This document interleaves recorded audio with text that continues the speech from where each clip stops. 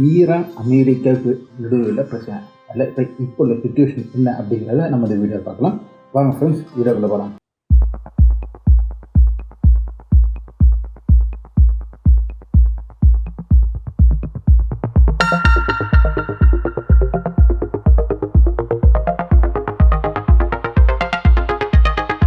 Hi friends, welcome back to SJ Tamil நடுநிலை செய்திகள் and நான் உங்கள் எஸ்ஜே.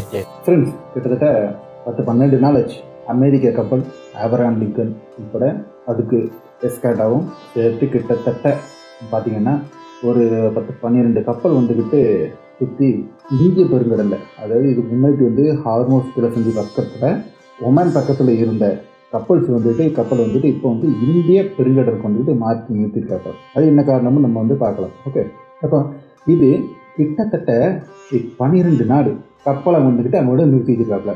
அங்குள்ள அந்த கப்பலில் உள்ள ஊழியர்கள், வீரர்கள் எல்லாரும் கடலில் மீன் பிடிச்சி சாப்பிட்டு இருக்காப்புல. அதை உண்மையான ஃபேக்டாரு மீன் பிடிக்கிறதுக்காக கொண்டு விட்டுருக்காப்புல. அப்படிங்கிற அளவு தான் ட்ரம்ப் என்ன சொல்ல போகிறாரு, எப்போ சொல்ல போகிறாரு, எதுவுமே யாருக்குமே தெரியாது. ஆனால் டெய்லி ஒன்றே ஒன்று மட்டும் கரெக்டாக சொல்லிடுவார். காலையில் எரிசாமல் முடிச்சோன்னா பல்லு தேய்ச்சார ட்ரம்ப்பு உடனே சொல்லிடுவார், ஈரானை வண்டியை கண்டிக்கிற ஈரான் அணு ஆயுதத்துக்கு டீலுக்கு வரல, என்ன நாங்கள் எப்போனாலும் தாக்குதல் நடத்துவோம், எப்போ சார் அப்படிங்கிற கேட்குற அளவுக்கு தான் இன்றைக்கி இருக்குது. அதனால் ஒரு ஸ்டெப்பு ஃபார்வர்டு எடுக்கிற மாதிரி இல்லை. ஏன் ஃபார்வர்டு இருக்கிற மாதிரி இல்லை? என்ன பிரச்சனை? அமெரிக்கா மிகப்பெரிய வல்லரசு, அமெரிக்கா அணு ஆயுத வல்லரசு. ஏன் அமெரிக்கா இவ்வளோ பேக் அடிக்கிறாங்க? இது மத்தியில் ஆயத்துல் அல் கோமனி தலைமறைவு பங்கருக்குள்ளே இருக்காப்புல. இப்போ அமெரிக்கா அடித்து காலி பண்ணிட்டு போயிடுவாப்புல. இங்கே நிற்க முடியாது. ஈரான் அழிஞ்சிச்சு, அமெரிக்காவும் இஸ்ரேலும் அடித்து நொறுக்கிடுவாப்புல. பயந்து பங்கருக்குள்ளே இருக்காப்புல. இது அந்த நிக்கோலஸ் மதுராவை தூக்கிட்டு போன மாதிரி, வெனிசுலாவில் அதிபர் தூக்கிட்டு போன மாதிரி உயிரோடையோ இல்லை பணமாகவும் ஆயத்துல் அல் காமனியோ இல்லைன்னா மசூத் பஷக்ஷனையும் கொண்டு போயிடுவாப்புல. இப்படி கதை விட்டு யூடியூப்பில் வீடியோஸ் ஏகப்பட்டது பார்க்கலாம். மெயின் ஸ்ட்ரீம் மீடியா வர இந்த மாதிரி கதற மீடியாஸும் நம்ம பார்க்கலாம். ஏன் தான் அவங்களுக்கு அந்த கொடுமையோ என்னன்னு தெரியல. ஈரான் இந்தியாவின் நட்பு நாடுங்கிறது நிறைய டைம் மறந்துடுறாங்க. அவங்களை பொறுத்தவரை அது ஒரு இஸ்லாமிய நாடு. அந்த லெவலில் தான் இன்னும் சங்கிகள் பார்த்துட்டு இருக்காங்க. சங்கி யூடியூபர்ஸ் அப்படி தான் பார்த்துட்டு இருக்காங்க. அதனால் இப்போ அழிஞ்சிச்சு, இந்த முடிஞ்சிச்சு எல்லாம்.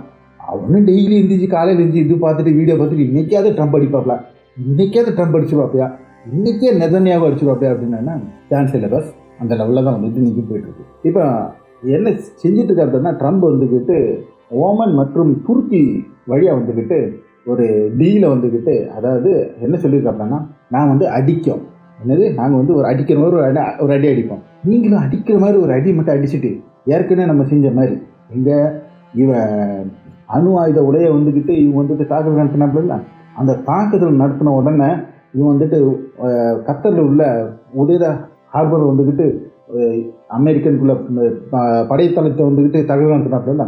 அந்த மாதிரி ஒரு தாக்குதல், அந்த மாதிரி முடிச்சுட்டு நம்ம அடி பிரிவு. அதுக்கப்புறம் டீல் என்னன்னு சொல்லிட்டு நம்ம பேசி முடிச்சுக்கலாம்.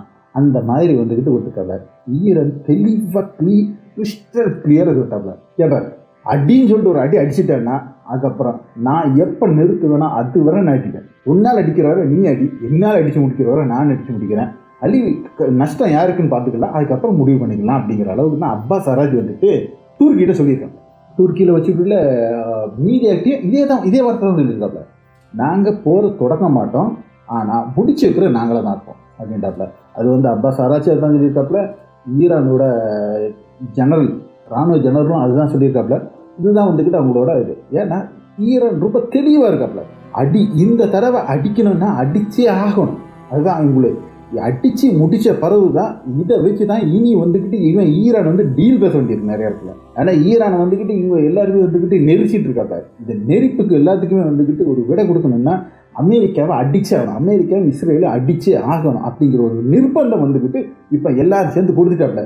புலிவால் பிடிச்ச கதையாக அமெரிக்காவில் இப்போ இதுவும் பண்ண முடியல, அதுவும் பண்ண முடியாது. ஏன் இந்த மாதிரி ஒரு டீல் பா? அது கூட நம்ம நீங்கள் பார்க்குற உங்களுக்குலாம் ஒரு கேள்வி வரலாம், ஏன் இந்த மாதிரி டீல், ஏன் இப்போ இதை கதையை விட்டுட்டு இருக்கா அப்படின்னு. இந்த மாதிரி டீல் ஏன் அடிக்கணும்? அவன் அடிக்காம போயிட்டு போகிறேன். அடிக்காமல் போனேன்னா இஸ்ரேல்காரன் உயிர் இருக்கான். இஸ்ரேல்காரன் ஏன் உயிர் எடுக்கான்னா, இதுவரை எஸ்டின் பிரச்சனையை வச்சு தான் பிளாக்மெயில் பண்ணிட்டு இருந்தாப்புல. இதெல்லாம் வெளியில் விடுவேன், கேவலப்படுத்துவேன் அப்படிங்கிறத வச்சு தான் வந்துக்கிட்டு இவனு பிளாக்மெயில் வச்சு தான் பண்ணி தான் வந்துக்கிட்டு இது பண்ணியிருக்காப்ல.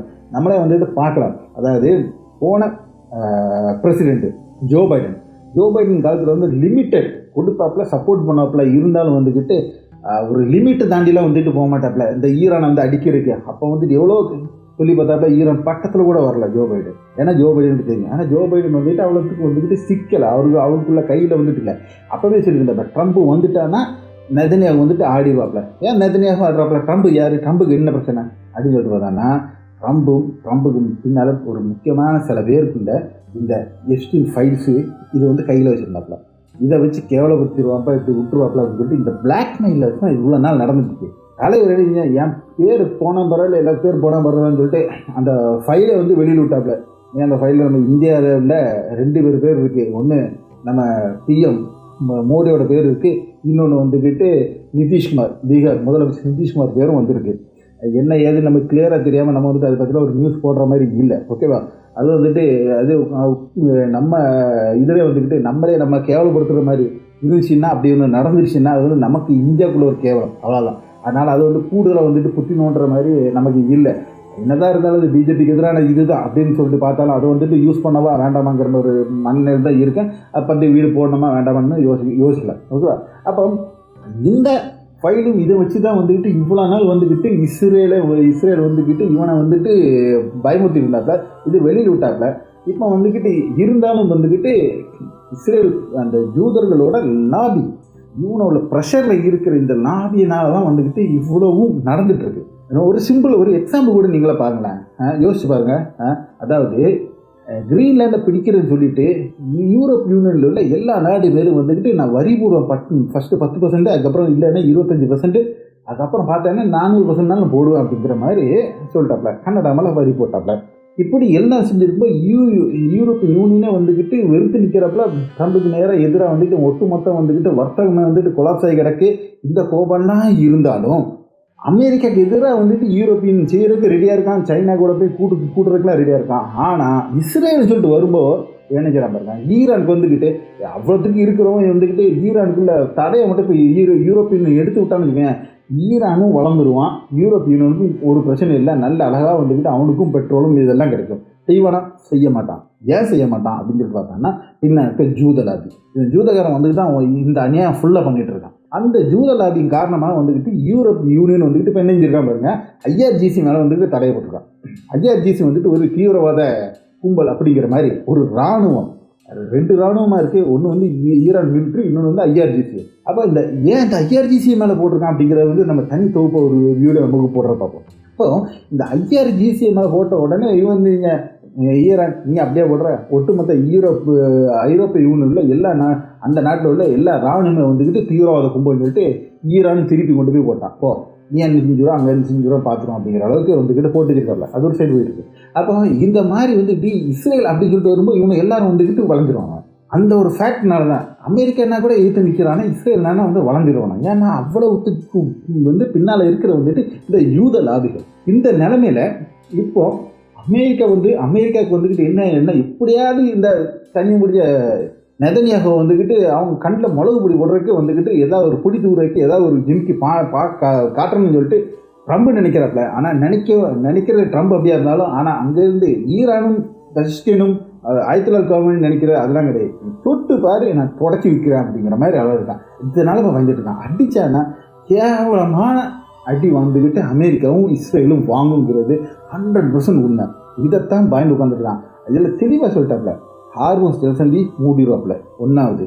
2வது வந்துக்கிட்டு இருக்கிற அமெரிக்கன் எங்கெல்லாம் இருக்கோ எல்லா பேஸுமே வந்து அடிச்சிருவான்ட்டாப்புல. எந்த நாள் நீ ஒன்றால் முடிஞ்சது இருக்கும். இதுக்கு தான் வந்துக்கிட்டு இப்போ எல்லா இடத்துலையுமே வந்துக்கிட்டு ஜோர்டானு, எகிப்து, சவுதி எல்லா இடத்துலையுமே வந்துக்கிட்டு டேடு ஒன்று வந்துட்டு உள்ளக்க இறக்கிட்டு இருக்காங்க. வந்து ஃப்ளைட்டாக டேடு வந்து இறக்கி வந்துக்கிட்டு இது பண்ணிடுறேன். நீ எவ்வளோ தான் டேடு ஒன்று வந்து இறக்கி உன்னால் காப்பாற்ற முடியும்? ஏன்னா நீ டேடு வச்சு தடுக்கிறது வந்துக்கிட்டு நீ உன்னால் ஒன்றுமே செய்ய முடியாது ஈரானை. ஏன்னா ஈரானோட பிளான் சிம்பிளி சூப்பர். என்ன ஒன்றா பார்த்தான்னா ஒன்றுமே கிடையாது. ஒரு 1.5 லட்ச ரூபா 2 லட்ச ரூபாக்குள்ள ட்ரோன் மட்டும்தான். இந்த ட்ரோன் ஃபுல்லாக வந்துக்கிட்டு இப்போ உள்ளது வந்துக்கிட்டு முன்னாள் ஷாஹிதில் வந்துக்கிட்டு ரொம்ப பவர்ஃபுல்லாக கொண்டு இருக்காட்டில். பவர்ஃபுல்லான ஏகப்பட்ட வெயிட் தூக்குற மாதிரி. வெயிட் என்னத்துக்கு தூக்கணும் இவனுக்கு அப்படின்னா அவ்வளோத்துக்கு வெடிமருந்து கூடுதலாக. இந்த வெடிமருந்து கூடுதலாக தூக்கிட்டு போ.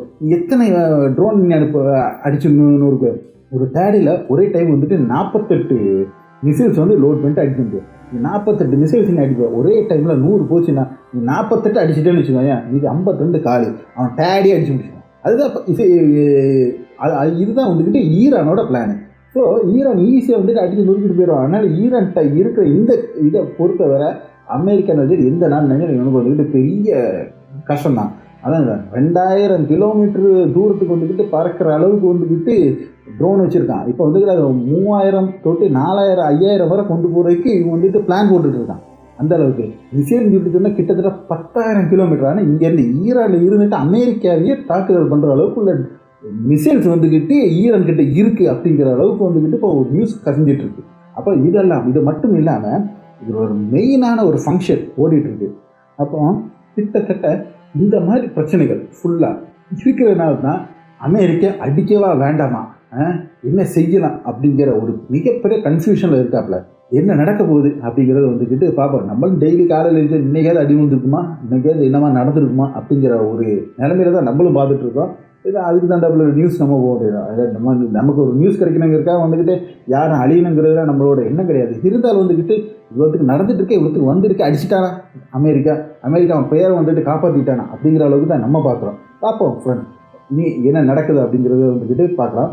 இவன் அமெரிக்கா வந்து அடிக்கானா இல்லாட்டினா வந்துட்டு வாழை சுருட்டிட்டு போக போகிறாங்களா அப்படிங்கிறத வந்துக்கிட்டு கூடி விரைவில் மேக்ஸிமம் மிஞ்சி போனால் ஒரு 5-10 நாளில் வந்துட்டு இதுக்கு ஒரு முடிவு வந்து தெரியும் அப்படிங்கிறது கணிக்கிறோம். பார்க்கலாம். ஓகே ஃப்ரெண்ட்ஸ், அடுத்த ஒரு நல்ல ஒரு வீடியோ உங்களை சந்திக்கும் வரை உங்களிடம் இருந்து விடைபெற்றுக் கொள்வது உங்கள் எஸ்ஜே.